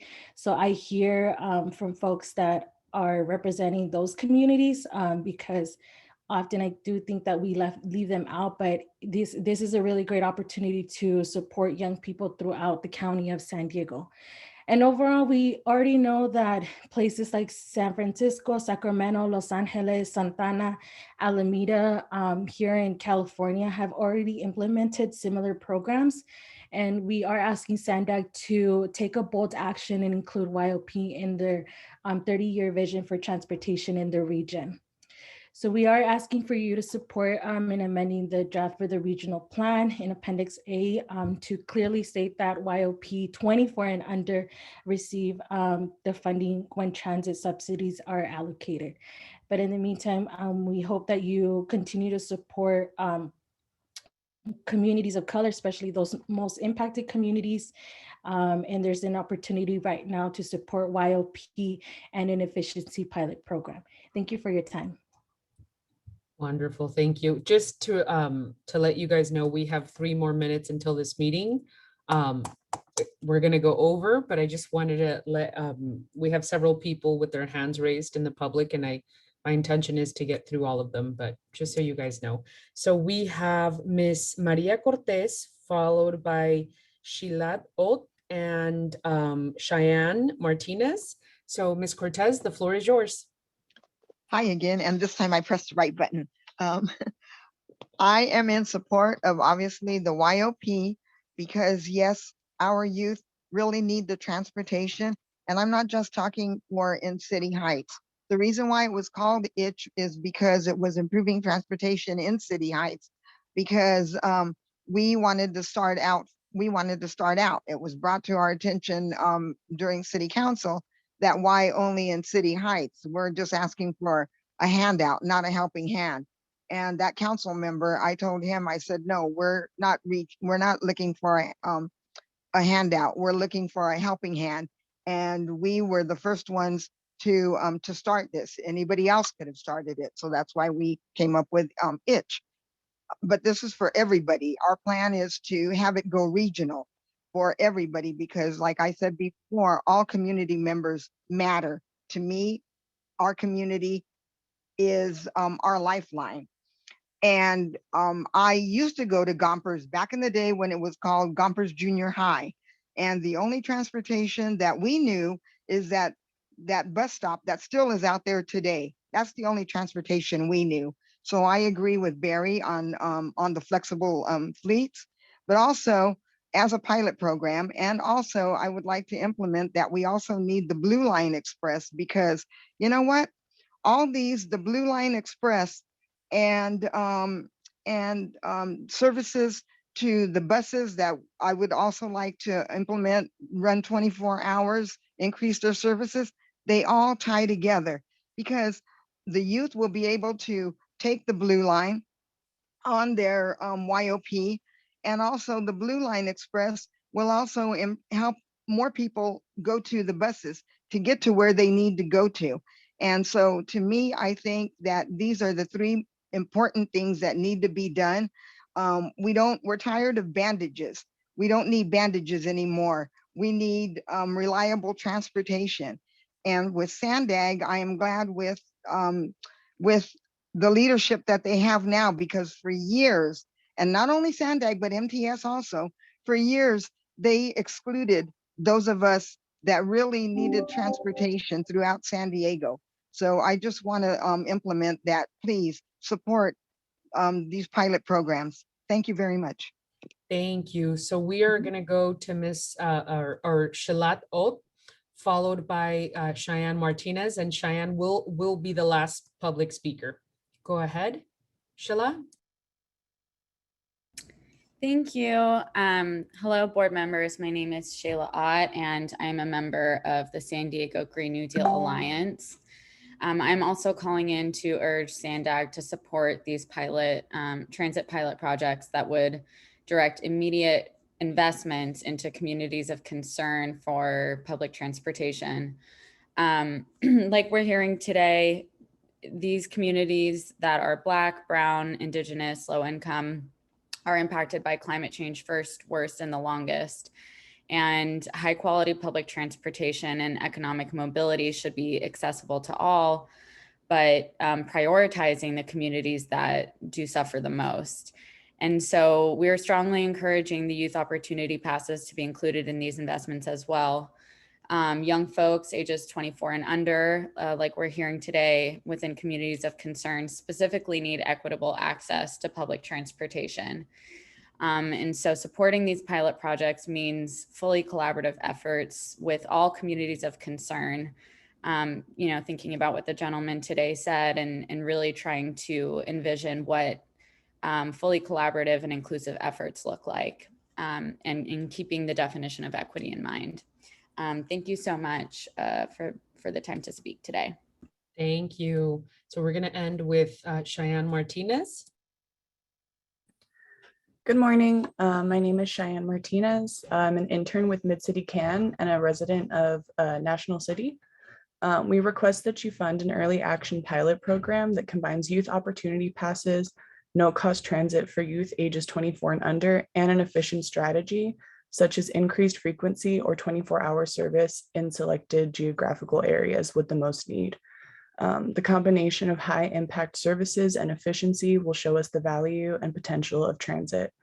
When we ask you to invest in youth opportunity passes, we are asking of you to invest in youth lives, invest in sustainability, and invest in proven programs to be successful. I spent my undergrad in Los Angeles and I benefited immensely from their free transit for students. It helped me get to my job, which I needed to support myself throughout college, and helped me to get to other internship opportunities as well. So we also request that you support amending the draft to the 2020 Regional Plan Appendix A to clearly state that youth opportunity passes for youth 24 and under will receive funding when transit subsidies are allocated. In the meantime, please support a much needed YOP and efficiency pilot program. Thank you. Thank you. That concludes our public comments. I do see Colleen Clemenson.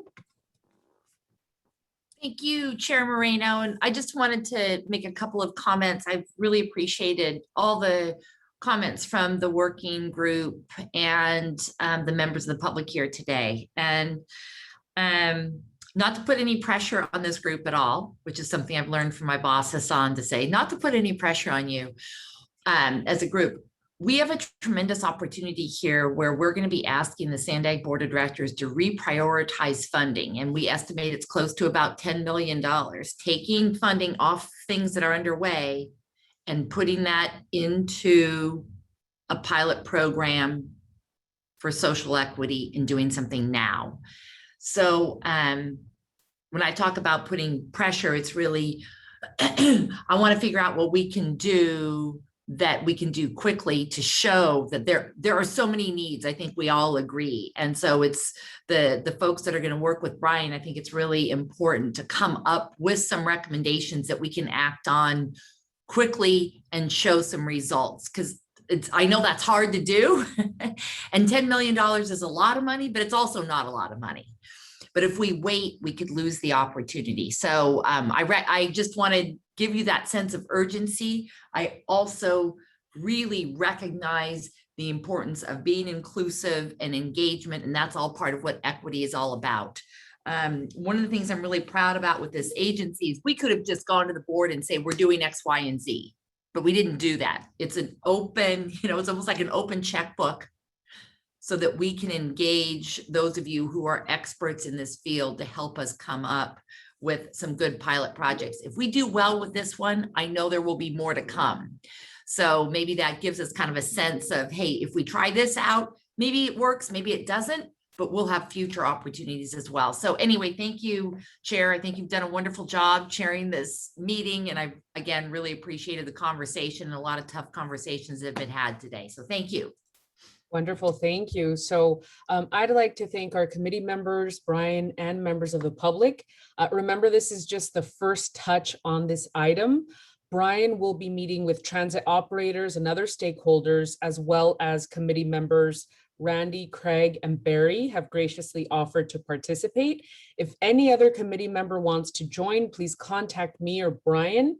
And obviously the results of that discussion or discussions will be brought back to the working group. Now, in the interest of time, I have tabled item number 7. And so regarding topics for our next meeting, we will definitely be hearing the 10 transit lifelines. We will also be hearing San Diego Forward, the 2021 Regional Plan Transportation System Development with the focus on disadvantaged communities. And Brian will be back with this working group with the options for consideration for the Equity Early Action Pilot Project. And then the recommendations will go to the Transportation Committee and then the board. If you guys want to add anything to the next meeting, please feel free to contact me. So our next meeting is August 5th. Also, I've wanted to hold our meetings in your communities, and obviously COVID did not allow that. So I've asked staff to work with all of you to see who might be able to host our September meeting, not for August, but for September. So I'd like you guys to start thinking about that. If not, we could go back to Sandag's office, which would be great as well, but would love to get there. That was one of my commitments, to get the show on the road. So unless any committee members or working group members have any questions or comments on this, nobody from the public, I don't see them with their hands raised. So with that, thank you guys for making the time to meet today. A wonderful discussion. Our next meeting is on August 5th, and have a wonderful rest of your day. And that concludes this meeting. It will be officially adjourned at 12:08. Thank you. Thank you, Chair Moreno. Thank you, everyone.